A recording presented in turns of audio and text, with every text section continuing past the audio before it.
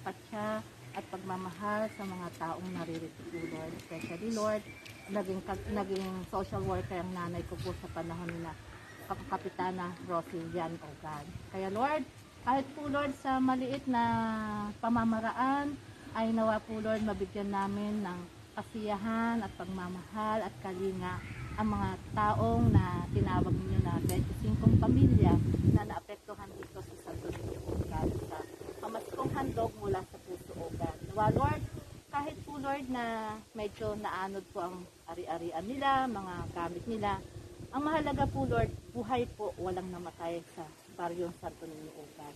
Kaya, Lord, bigyan niyo po kami ng grasya na magtiwala at wag po niyo namin sisihin kayo. Sapagkat, Lord, lahat po, Lord, ay may mga plano ay na alam po namin at kaganap na. Sa ngayon, Lord, ay paparating ang all things beautiful, Lord. Pagkakataon po.